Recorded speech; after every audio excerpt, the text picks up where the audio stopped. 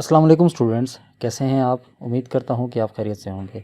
हमने first year biology chapter 6 start किया हुआ है। आज हम इसका लेक्चर 4 देखेंगे और इसमें हम मल्टीपल टॉपिक्स जो है वो कवर करेंगे। पहला इसमें होगा न्यूट्रिशन इन बैक्टीरिया, दूसरा इसमें हम देखेंगे रेस्पिरेशन इन बैक्टीरिया और तीसरा हम इसमें देखेंगे growth and reproduction in bacteria. तो ये तमाम चीज़ें बैक्टीरिया में नॉर्मली किस तरह से हो रही हैं। तो पहले बात कर लेते हैं न्यूट्रिशन इन बैक्टीरिया। सबसे पहले हमें ये पता होना चाहिए कि ये जो लफ्ज़ है न्यूट्रिशन, इसका मतलब क्या होता है। लफ्ज़ न्यूट्रिशन का जो मतलब होता है वो है न्यूट्रिएंट्स को एक्वायर करना और उन्हें अपने सेलुलर जो प्रोसेसेस हैं उसके लिए इस्तेमाल करना।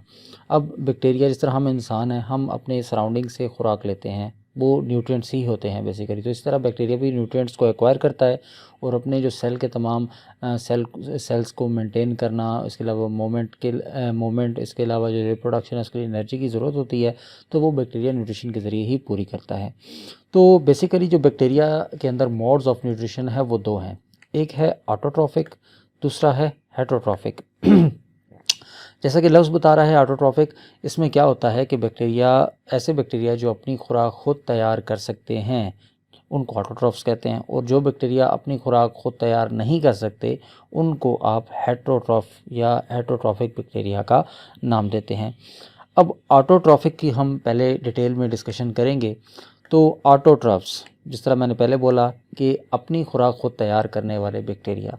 अब प्लांट्स में तो ये होता है कि सनलाइट को इस्तेमाल करते हुए प्लांट्स फोटोसिंथेसिस का प्रोसेस करते हैं और अपने जो ग्लूकोज की रिक्वायरमेंट है उसको खुद पूरा कर लेते हैं।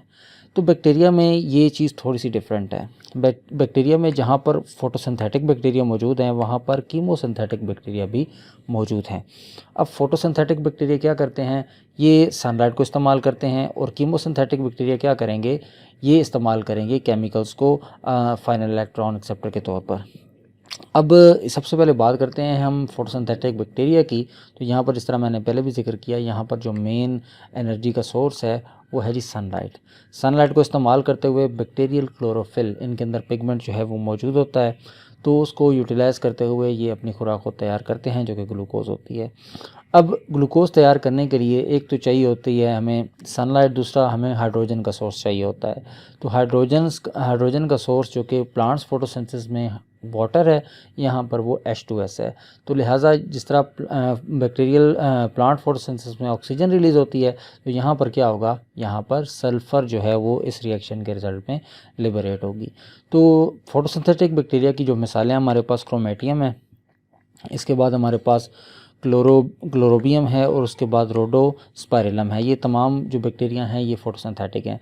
तो ये इसकी इक्वेशन है जी। यहाँ पर कार्बन डाइऑक्साइड को फिक्स किया जाता है, यहाँ पर हाइड्रोजन का जो सोर्स है वो हाइड्रोजन सल्फाइड है, ठीक है, और यहाँ पर ग्लूकोज तैयार हो रहा है, वाटर तैयार हो रहा है, और एज ए रिज़ल्ट यहाँ पर सल्फ़र जो है वो रिलीज़ की जाती है। अब क्लोरोफिल जो है बैक्टीरिया का वो प्लांट से डिफ़र करता है। उसको हम बैक्टीरियल क्लोरोफिल कहते हैं, उसको प्लांट क्लोरोफिल कहते हैं। और ये जो किसी स्पेसिफिक ऑर्गेनेली में मौजूद नहीं होता बल्कि साइटोप्लाज्म के अंदर, सेंट्रल एरिया के अंदर अमूमन या पूरे बैक्टीरिया के अंदर ये डिस्पर्स होता है। दूसरी बात करते हैं हम जी कीमोसिंथेटिक बैक्टीरिया, यानी कि वो बैक्टीरिया जो अपनी एनर्जी जो है वो ऑक्सीडेशन ऑफ इनऑर्गेनिक कंपाउंड्स से ऑब्टेन करते हैं। अब ये इनऑर्गेनिक कंपाउंड कौन से हैं, ये हैं जी अमोनिया, ये है नाइट्रोजन, ये है सल्फ़र और ये है आयरन, ठीक है। अब इसकी मिसाल के तौर पर यहाँ पर एक हमारे पास बैक्टीरिया होता है नाइट्रोबैक्टर, सॉरी यहाँ पर स्पेलिंग मिस्टेक है, BACTOR, नाइट्रोबैक्टर, ठीक है जी। ये क्या करते हैं, ये नाइट्राइट को नाइट्रेट में कन्वर्ट करते हैं और ये हमारी बहुत मदद करते हैं। ये सॉइल को जो है फर्टिलाइज़ करने में मदद करते हैं, ठीक है। इसके बाद जनाब एक और बैक्टीरिया हमारे पास मौजूद है थायोबैसिलस। ये क्या करता है, ये सल्फ़र के जो कंपाउंड्स हैं उनको ऑक्सीडाइज़ करता है और अपनी एनर्जी जो है वो ऑब्टेन करता है। इसके बाद हमारे पास दूसरा मोड ऑफ न्यूट्रिशन है, वो है हेटरोट्रॉफिक। आपको बताता चलूँ कि ज़्यादातर जो बैक्टीरिया हैं वो इसी मोड को फॉलो करते हैं। फोटोसिंथेटिक की बजाय जो हेटरोट्रॉफिक बैक्टीरिया हैं उनकी तादाद ज़्यादा है। ये अपनी खुराक खुद तैयार नहीं कर सकते, यानी कि जो ग्लूकोज है ये खुद तैयार नहीं कर सकते, ये दूसरे जानदारों से इस तरह का एनर्जी सोर्स जो है ऑब्टेन करते हैं। अब हमारे पास ये जो बैक्टीरिया हेटरोट्रॉफिक हैं ये भी दो कैटेगरीज़ में आते हैं, एक हैं सैप्रोफाइट्स, दूसरे हैं पैरासाइट्स, ठीक है। तो पहले हम बात कर लेते हैं सेप्रोफाइट्स के बारे में। सेप्रोफाइट्स वर्ड से आप अर्ली क्लासेस से फेमिलियर हैं। डेड डिकेइंग ऑर्गेनिक मैटर पर पलने वाला जो जानदार होता है उसको सेप्रोट्रॉफ या सेप्रोफाइट का नाम दिया जाता है। अब ये क्या करते हैं, ये चीज़ों की डिकम्पोजिशन करते हैं। कैसे करते हैं, इनके पास मौजूद होता है जी एंजाइम सिस्टम, बिल्कुल जिस तरह फंजाई के पास होता है। ये क्या करते हैं, अपने जो एंजाइम्स होते हैं वो डेड डिकेइंग ऑर्गेनिक मैटर के ऊपर वो एक्सक्रीट करते हैं और उनकी डिकम्पोजिशन और तेज़ी से हो जाती है। आप देखते हैं कि अक्सर जानवर मरे पड़े होते हैं तो वो कुछ ही अरसे बाद आप देखें कि उनकी डिकम्पोजिशन हो जाती है, हड्डियाँ रह जाती हैं, गोश्त उनका ख़त्म हो जाता है। तो बेसिकली कर कौन रहा होता है, ये माइक्रो ऑर्गेनिज्म ही होते हैं जिनमें बैक्टीरिया भी शामिल हैं और फंजाई भी शामिल हैं। और इसके रिज़ल्ट में मसलन प्लांट्स की जब डिकम्पोजिशन होती है तो आप देखते हैं कि अगर आप किसी जंगल के एरिया में आपको जाना हो तो आप देखते हैं ब्राउनिश कलर का आपको वहाँ पर पाउडर ज़मीन पर बकसरत मिलता है। वो उस पाउडर को जी हम नाम देते हैं ह्यूमस का। डेड डिकेइंग ऑर्गेनिक मैटर ख़ासतौर पे प्लांट्स की जो रेजिड्यूज़ होते हैं पाउडर की फॉर्म में आते हैं, उसको ह्यूमस कहते हैं। और ये भी जो है बहुत ज़्यादा सॉइल की फर्टिलिटी बनाने में रोल प्ले करता है। बेसिकली वो न्यूट्रिएंट्स की ही एक फॉर्म है। अब ये जो हमारे पास सेप्रोफाइट्स हैं, ये हैं क्या, ये हैं जी अब्जॉर्प्टिव हेटरोट्रॉफ्स, यानी कि एंजाइम्स को सेक्रेट किया, चीज़ डिकम्पोज होगी और उसको फिर अब्जॉर्ब कर लिया, न्यूट्रिएंट्स को उन जानदारों से अब्जॉर्ब कर लिया। अब इसकी एक एग्जांपल हमारे पास मौजूद है जी रोडोसुडोमोनास, ये हमारे पास सेप्रोट्रॉफ या सेप्रोफाइट की इस मिसाल है। दूसरा है जी पैरासाइट। पैरासाइट्स क्या होते हैं, इस वर्ड से भी हम फेमिलियर हैं, जो किसी होस्ट के ऊपर अपनी खुराक के लिए डिपेंड करते हैं या अपनी ज़िंदगी के लिए डिपेंड करते हैं। तो इनके पास कोई प्रॉपर एंजाइम सिस्टम मौजूद नहीं होता, क्योंकि अगर होता तो ये डिकम्पोजिशन ही करते। तो इनके अंदर जनाब हमारे पास मौजूद हैं साल्मोनेला टाइफी, इकोलाई, ट्यूबरकुलोसिस। ये तमाम के तमाम बैक्टीरिया हमारे लिविंग बॉडीज़ के इनके ह्यूमन के अंदर भी मौजूद होते हैं और बीमारियाँ डिफरेंट तरह की पैदा करते हैं। इसके बाद जनाब आ जाता है रेस्पायरेशन इन बैक्टीरिया। अब रेस्पायरेशन के हवाले से बैक्टीरिया के अंदर काफ़ी वैरायटी पाई जाती है जी। अब सबसे पहले आ जाते हैं एरोबिक बैक्टीरिया के अंदर जो रेस्पायरेशन है इसके डिफरेंट फॉर्म्स हैं। तो सबसे पहले आ जाती है जी एरोबिक रेस्पायरेशन। ऐसी रेस्पायरेशन जो कि ऑक्सीजन की मौजूदगी में होती है या जिसके लिए ऑक्सीजन रिक्वायर्ड होती है, उसको आप एरोबिक रेस्पायरेशन कहते हैं। अब इस दौरान सीरीज़ ऑफ रिएक्शंस होते हैं जिसके अंदर जो ग्लूकोज होता है उसको कार्बन डाइऑक्साइड और वाटर के अंदर कन्वर्ट किया जाता है। आप जानते हैं कि रेस्पायरेशन में होता ही क्या है, उससे ग्लूकोज की ब्रेकडाउन होती है, एनर्जी ऑब्टेन होती है और कार्बन डाइऑक्साइड और वाटर जो है वो रिलीज़ कर दिया जाता है। अब इस काम के लिए जो है ऑक्सीजन रिक्वायर्ड है as a final electron acceptor. तो हाइड्रोजन जो है वो इस दौरान एनर्जी प्रोड्यूस करता है। अब इसकी मिसाल जो है वो है सूडोमोनास। इसके बाद है एनारोबिक रेस्पायरेशन, ऐसी रेस्पायरेशन जिसके लिए ऑक्सीजन की ज़रूरत नहीं है। अब इसके अंदर फिर फाइनल इलेक्ट्रॉन एक्सेप्टर कौन होगा, वो होंगे कुछ ऑर्गेनिक कंपाउंड्स। ठीक है जी।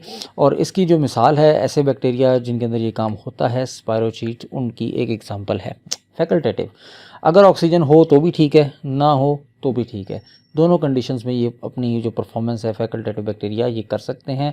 और ई कोलाई इसकी एक बहुत अच्छी मिसाल है। माइक्रो एरोफिलिक नाम बता रहा है कि बहुत कम कंसंट्रेशन में भी ये जो ऑक्सीजन की अगर मौजूद हो तो ये रेस्पायरेशन का जो प्रोसेस है उसको कर सकते हैं, और इसकी मिसाल है कंपाइलोबैक्टर। ठीक है जी। इसके बाद नेक्स्ट हम बात करते हैं ग्रोथ एंड रिप्रोडक्शन के बारे में, कि बैक्टीरिया के अंदर जो ग्रोथ है और रिप्रोडक्शन है वो कैसे होती है। अब एक बात जहन में रखिएगा कि नॉर्मली इंसान के अंदर ग्रोथ का मतलब क्या होता है कि इंसान का साइज़ में इंक्रीज़ होना, ठीक है। लेकिन जब हम बात करते हैं बैक्टीरिया की, उसमें ऐसा नहीं होता। तो बैक्टीरिया के अंदर जनाब ग्रोथ का मतलब होता है growth in number, increase in number, तादाद का बढ़ना, इसको ग्रोथ का नाम देते हैं। ठीक है। अब ये कैसे होता है, बैक्टीरिया एक सिंपली सेल डिवीजन करता है जिसको नाम देते हैं बाइनरी फिशन, यानी कि एक सेल जो है वो दो में तकसीम हो जाता है, और 2 से आगे 4, 4 से आगे 8, 8 से आगे 16, 16 से आगे 32, और इसी तरह 64, और इसी तरह 128, 512, इस तरह आगे निज़ाम 1024 इस तरह आगे चलता जाता है। बैक्टीरिया थोड़े ही वक्त में बहुत ज़्यादा मल्टीप्लाई कर लेते हैं। अब इस दौरान सबसे पहले होता क्या है, सबसे पहले जनाब आपका जो बैक्टीरिया है जिसने डिवाइड होना है, पेरेंट सेल उसको कहेंगे, वो सेल होता है साइज़ में इनलार्ज। वो साइज़ में इनलार्ज क्यों हो गया, आप यहाँ पर देखें, ये पेरेंट सेल है, ठीक है, और ये डॉटर सेल्स हैं। पेरेंट सेल बड़ा है, डॉटर सेल छोटे हैं। क्यों? क्योंकि जनाब पेरेंट सेल ने साइज़ अपना इंक्रीज़ करना है। वो साइज़ इंक्रीज़ क्यों किया है? उसने अपने अंदर डिवीजन के लिए मौजूद तमाम मटेरियल्स जो हैं उनको जमा करना है। ठीक है, एक दफ़ा मटेरियल जमा हो गए, सेल साइज़ में इंक्रीज़ हो गया, फिर क्या होता है? दूसरा स्टेप जो होता है क्रोमोसोम्स की डुप्लीकेशन। इसके अंदर एक ही क्रोमोसोम होता है तो उसको डुप्लीकेट कर लेते हैं, यानी कि हैप्लॉइड बैक्टीरिया डिप्लॉइड में तब्दील हो जाता है। और फिर क्या होता है? दरमियान में से सेल मेम्ब्रेन की पिंचिंग शुरू हो जाती है, जैसा कि आपको यहाँ पर नज़र आ रही है।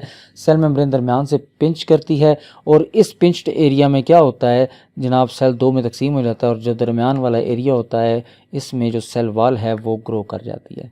ठीक है, अब इस बैक्टीरिया का 1 से 2 में तकसीम होना, इस दौरान और नेक्स्ट आगे डिवीजन जो इसने नेक्स्ट करनी है उसके दौरान जो टाइम रिक्वायर्ड होगा बैक्टीरिया को एक जनरेशन से नेक्स्ट जनरेशन में मल्टीप्लाई करने के लिए, उसको आप जनरेशन टाइम का नाम देते हैं। इसके बाद बैक्टीरिया जो हैं इनकी ग्रोथ के अंदर एक ग्राफ देखने को मिलता है। ये ग्राफ आपके सामने मौजूद है। ये ग्राफ आपको बैक्टीरियल ग्रोथ के अंदर नज़र आएगा। सबसे पहले जो बैक्टीरियल ग्रोथ है इसका जो फेज़ आता है वो आता है जी लैग फेज़। ये आपको लैग फेज़ नज़र आ रहा है। अब लैग फेज़ में देखें कोई नंबर ऑफ़ बैक्टीरियल सेल्स इतने कोई ख़ास नहीं है, तादाद कम है। क्यों? क्योंकि इस दौरान ये काम हो रहा था कि बैक्टीरिया साइज़ में इंक्रीज़ कर रहा था, यानी कि अपनी तैयारी शुरू कर रहा था ग्रोथ के लिए। दूसरे में क्या होता है जी लॉग फेज़। लॉग फेज़ में क्या होता है? रैंडम जो जनाब आपको देखने को मिलेगी ग्रोथ, बहुत ज़्यादा ग्राफ अचानक से ऊपर चला जाता है। धड़ाधड़ बैक्टीरिया जो है वो मल्टीप्लाई करता है। मैंने आपको पहले भी बताया कि इसकी डिवीजन का तरीका क्या होता है, 2 से 4, 4 से 8, 8 से 16, 16 से 32, 32 से 64, 64 से 128, 128 से 512, 512 से 1024 एंड सो ऑन। इसी तरह ये रैपिडली आगे डिवाइड करता जाता है। ठीक है जी, तो फिर जनाब एक फेज़ आता है कि ग्रोथ देखने को नहीं मिलती, वहीं पर रुक जाती है। अब ऐसा नहीं है कि बैक्टीरिया डिवाइड नहीं कर रहे, होता क्या है जैसे जैसे बैक्टीरिया ग्रोथ बढ़ाता है, जो मीडियम है जिसके अंदर वो ग्रो कर रहा है उसके अंदर जो रिसोर्सेज हैं वो लिमिटेड हो जाते हैं। तो बैक्टीरिया के अंदर उन लिमिटेड रिसोर्सेज के लिए क्या होता है, उन लिमिटेड रिसोर्सेज के लिए कंपटीशन पैदा हो जाता है। तो जनाब जितने बैक्टीरिया अमूमन पैदा हो रहे होते हैं उतने बैक्टीरिया की डेथ भी हो रही होती है। तो नेट जो इंक्रीज़ है तादाद में वो नहीं हो रहा। मसलन 100 बैक्टीरिया हो गए थे तो अभी 50 नए बन रहे हैं, 50 मर रहे हैं, तो नेट जो है वो बिल्कुल ज़ीरो है। तो इस फेज़ को कहेंगे स्टेशनरी फेज़। और फिर एक टाइम आता है कि बैक्टीरियल ग्रोथ अचानक से कम होना शुरू हो जाती है, डिक्लाइन करती है, क्योंकि जो बैक्टीरिया मरे हैं वहाँ पर पॉइजनस कंपाउंड्स पैदा करते हैं। इसके अलावा बैक्टीरिया दूसरे बैक्टीरिया को मारने के लिए एंटीबायोटिक्स पैदा करते हैं।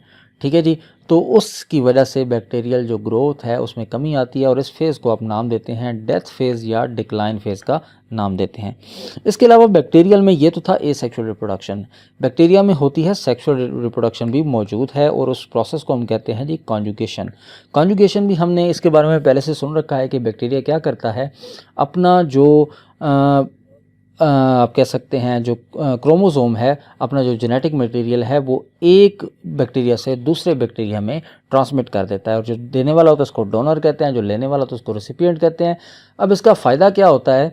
इसका फ़ायदा ये होता है कि बैक्टीरियल कॉन्जुगेशन के रिज़ल्ट में जेनेटिक वेरिएशन पैदा होता है और जेनेटिक वेरिएशन से बैक्टीरिया में नए करैक्टरिस्टिक्स आते हैं, एंटीबायोटिक्स के अगेंस्ट रेजिस्टेंस आती है और नए चैलेंजिंग इन्वायरमेंट में फेस करने में उसमें मदद मिलती है। तो आज के लिए इतना ही। इंशाल्लाह आपसे मुलाकात होगी नेक्स्ट लेक्चर में। अल्लाह हाफ़िज़।